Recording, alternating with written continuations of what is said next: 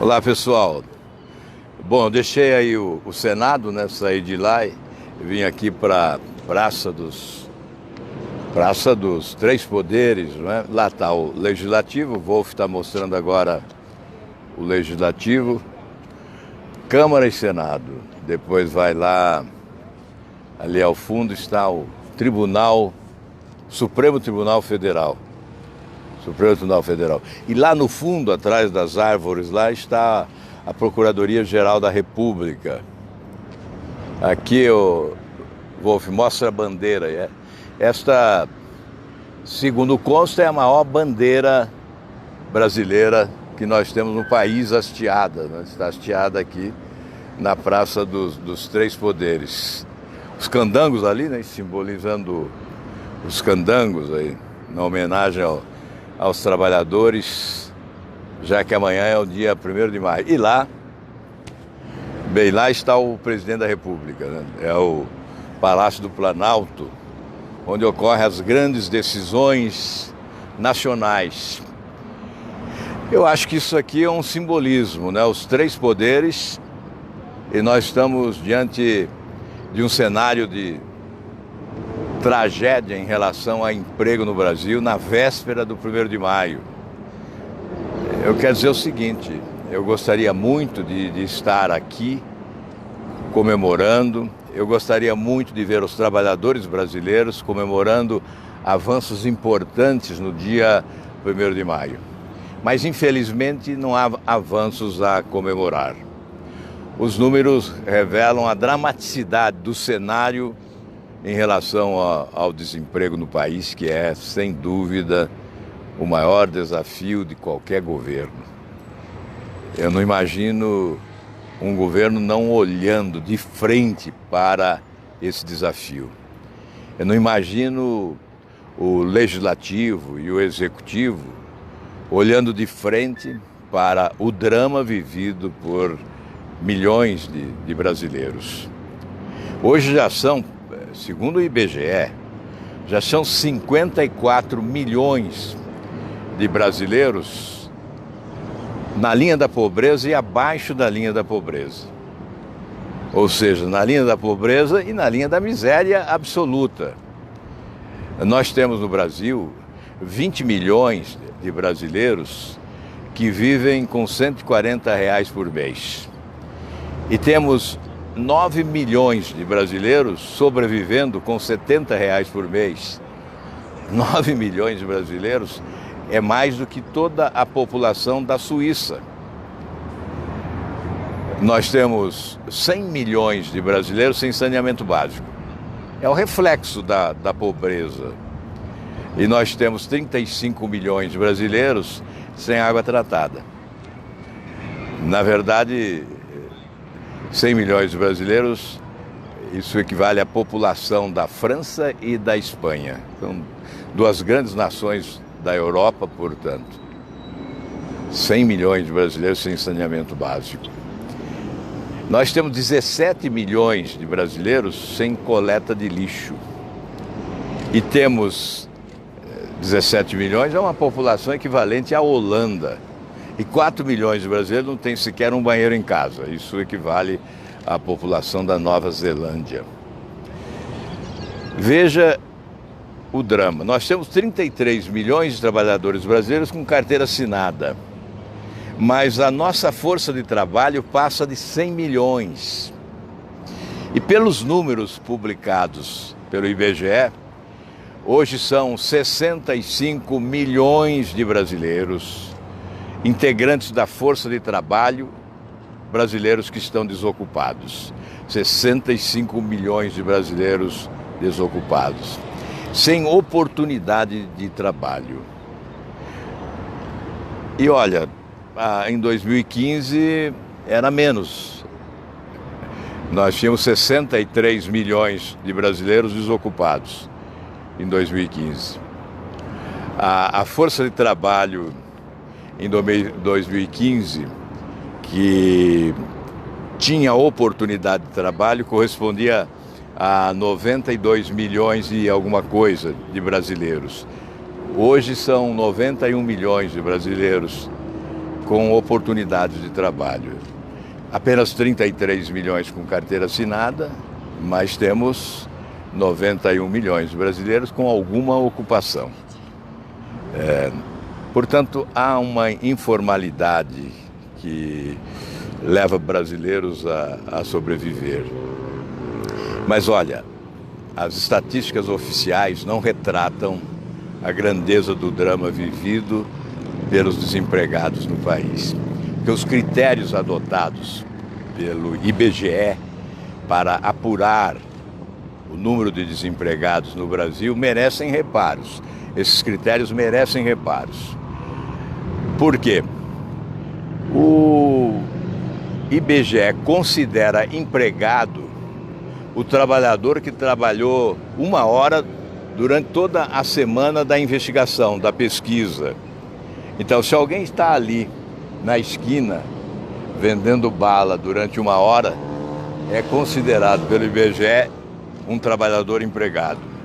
Ou se alguém, um trabalhador, ajuda a descarregar um caminhão durante 1 hora, ele também é considerado um trabalhador empregado. E se um motorista leva um carro de uma cidade a outra, também é considerado pelo IBGE um trabalhador empregado. Por isso essa distorção é enorme. Mesmo os números do IBGE, que apontam 12,7% de desempregados no Brasil, esse IBGE também aponta que entre os jovens o desemprego é ainda maior. O desemprego entre os jovens de 18 a 29 anos é de 26,4%. Se nós considerarmos de 14 anos a 17, aí o desemprego é de 42% entre os jovens. Jovens que não trabalham e não estudam. Nós estamos mostrando os números para convocar a responsabilidade dos 3 poderes e, sobretudo, o Poder Executivo, nesse momento crucial para o futuro do país. Olha, quando eu andava pelas ruas durante a campanha eleitoral, o que eu mais ouvia era o apelo por emprego. As pessoas diziam assim: o que nós necessitamos mesmo é emprego. É claro que a violência assusta, é preciso mais segurança, mas em primeiro lugar o emprego. É claro que tinha reivindicação de casa própria, mas emprego era a maior reivindicação. E eu me lembro bem de um episódio que eu vivi lá em Uberlândia, no Triângulo Mineiro. Eu estava diante de um hospital em construção, a obra estava paralisada, eu estava diante da obra e chegou um senhor de cor e disse: olha, eu moro ali debaixo daquela árvore. Eu não tenho família, não tenho salário, não tenho moradia, não tenho emprego. Mas eu vim aqui para dizer a você para não falar em miséria. Fale em oportunidades, mas não fale em miséria. Porque se oferecerem oportunidades, acaba-se com a miséria. E disse mais: eu estou desempregado, moro debaixo da árvore, mas se você trouxer aqui uma motoniveladora, eu subo, opero a máquina e derrubo aquele prédio. Porque eu sei operar a máquina. Então, eu estou preparado para trabalhar, mas não tenho oportunidade. Por isso, não fale em pobreza, fale em oportunidade. O emprego acaba com a miséria. Sem dúvida nenhuma, a melhor forma de combater a miséria é valorizar quem produz, quem empreende e quem oferece empregos. Esse é o ensinamento certamente inquestionável, né? Certamente inquestionável. Veja, mostra mais uma vez aí o Wolf, cenário bonito aí, com as nuvens por detrás do Congresso Nacional, a cúpula virada para cima e a cúpula virada para baixo, representando as duas casas do Congresso Nacional, que terão grande responsabilidade para aprovar reformas importantes que mudem realmente esse cenário de desigualdades sociais existente no Brasil. Nós estamos falando exatamente sobre desigualdades sociais. E é por esta razão que, quando se encara de frente aí o Supremo Tribunal Federal, ali está o Supremo Tribunal Federal, há de se exigir respeito à população do país. Porque, sem dúvida nenhuma, para você gerar emprego, você precisa recuperar a credibilidade no país e no exterior, para atrair os investimentos que se foram embora, expulsos pela corrupção. E, sem dúvida, para você recuperar a credibilidade, você precisa de um Supremo Tribunal Federal que respeite a Constituição, que não se coloque acima dela e que tome as providências necessárias para promover a limpeza que o Brasil exige. E o povo brasileiro nunca esteve tão indignado com o Supremo Tribunal Federal.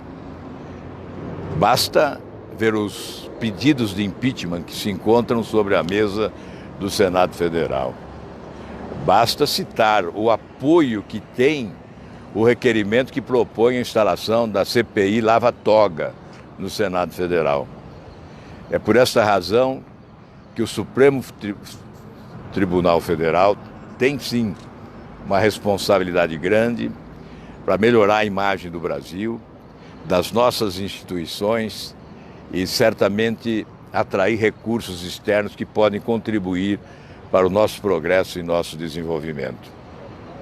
Nós estamos aí discutindo sempre a reforma da Previdência, né? O governo tem colocado a reforma da Previdência, deve estar ali ainda o presidente Bolsonaro, neste momento, há pouco, lançou uma medida provisória, denominada medida provisória da liberdade econômica, e deve estar ali ainda. E o governo tem colocado a reforma da Previdência como a salvação do país, um milagre a ser assistido brevemente. E olha, sinceramente, a reforma da Previdência é necessária do ponto de vista da população, mais do que do ponto de vista do governo. O governo aposta numa enorme economia que pode não ocorrer necessariamente. A reforma que nós temos que promover da Previdência é aquela que vai assegurar ao trabalhador brasileiro a aposentadoria nos últimos anos da sua existência. Então, uma aposentadoria digna. Então, esta tem que ser a nossa preocupação aqui no Congresso Nacional. Nós devemos estar muito mais preocupados com a população, com os trabalhadores brasileiros, do que preocupados com o governo. O governo é transitório, né, passageiro, ele é eventual. Agora, a população é permanente, é insubstituível e é definitiva. A nossa preocupação tem que ser sempre, em primeiro lugar, a população do país. É claro que estamos preocupados com a desarrumação das contas públicas, estouraram as contas públicas do país, depredaram o patrimônio público, né?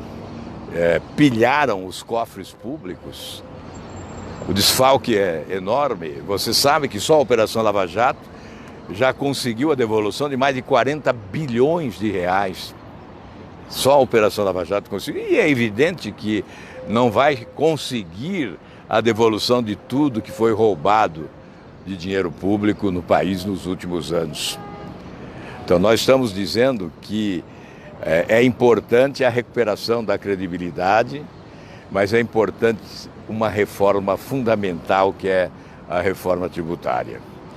Em matéria de geração de empregos, é muito mais importante a reforma tributária do que a reforma da Previdência. Eu ouvi o governo dizendo que a reforma da Previdência pode gerar de 4 a 5 milhões de empregos em 2 anos. Eu acredito muito mais na possibilidade de geração de empregos com uma reforma tributária competente, que vá tributar mais na renda e menos no consumo, porque isso vamos consumir mais, já que os preços dos produtos consumidos serão reduzidos, aí teremos que produzir mais. Para produzir mais, é preciso gerar mais empregos. Então, a reforma tributária competente, inteligente, que nos aproxime mais do primeiro mundo, do modelo tributário da Europa, do modelo tributário dos Estados Unidos, certamente ela será indutora de crescimento econômico com distribuição de renda, porque o modelo tributário é a oportunidade de promover distribuição de renda. A política tributária tem também essa finalidade, não é só arrecadar, mas é promover distribuição de renda, justiça fiscal e justiça social. Uma reforma tributária tem que vir acompanhada da reforma do sistema federativo, porque é importante a distribuição dos recursos arrecadados. Então, a reforma tem que ter o objetivo da arrecadação e da distribuição dos recursos de forma mais adequada, equilibrando o país, a organização política, porque hoje há um sistema federativo esgarçado, né, que promove a injustiça distributiva, que transfere encargos aos municípios, aos estados, mas não transfere os recursos para atender às demandas geradas por esses encargos que foram transferidos. Vamos ver ali o que está desse lado aqui, olha, o Wolf, mostra lá, a bandeira abriu, agora ela está mais visível para o Brasil inteiro ver aqueles que não vieram a Brasília ainda, né, que não tiveram essa oportunidade de vir a Brasília, para verificar se esta é mesmo a maior bandeira existente no Brasil, hasteada, né? E ela é hasteada permanentemente. Aqui na Praça dos Três Poderes, fica mais próxima, né, fica entre os três poderes, na verdade, o Palácio do Planalto, o Supremo Tribunal, um pouco mais afastado aí o Legislativo com o Congresso Nacional. Então, nós estamos falando da necessidade das reformas para a geração de empregos no país. É preciso que uma reforma tributária garanta a receita atual, porque ela já se torna insuficiente para atender a demanda, mas que ela não sobrecarregue determinadas camadas da população. O modelo tributário não sobrecarregue. Porque quando se fala que nós temos uma carga tributária muito pesada no Brasil, não é bem assim. Em outros países ela é até mais pesada do que aqui. Ocorre que ela é mal distribuída. Então quem ganha mais tem que pagar mais, quem ganha menos paga menos. E desta forma nós vamos ter uma carga tributária menor do ponto de vista geral, né, da população, mas vamos manter a arrecadação e certamente a economia vai crescer mais, retirando esse peso do setor produtivo, a economia vai crescer mais e a economia crescendo mais, nós vamos ter mais receita, com menos impostos, mais receita e, obviamente, mais emprego. Uma outra questão necessária no Brasil é a desburocratização. Muitas micro e pequenas empresas fecharam nos últimos anos. Foram muitas, centenas de milhares de empresas que fecharam, sufocadas pela crise, pela burocracia, pela alta carga de impostos. A economia tem que crescer exatamente para proporcionar as oportunidades que a população deseja e para eliminar esse cenário de pobreza e de miséria existente no Brasil. Se não temos nada a comemorar neste Dia do Trabalho, nesse Dia do Trabalhador, temos sim compromissos a assumir e todos nós somos responsáveis. Temos que contribuir para que as mudanças ocorram e para que reencontremos o caminho do progresso, do desenvolvimento, para que reencontremos o caminho da justiça social. Olha, um feliz Dia do Trabalho a todos os trabalhadores brasileiros. Aqueles que podem descansar, descansem. Certamente poderíamos estar comemorando avanços e não estamos, e não poderemos comemorar porque eles não aconteceram. Mas, apesar de tudo, desejamos a todos os trabalhadores um feliz dia do trabalho e que Deus nos ajude a mudar o Brasil para melhor, todos nós.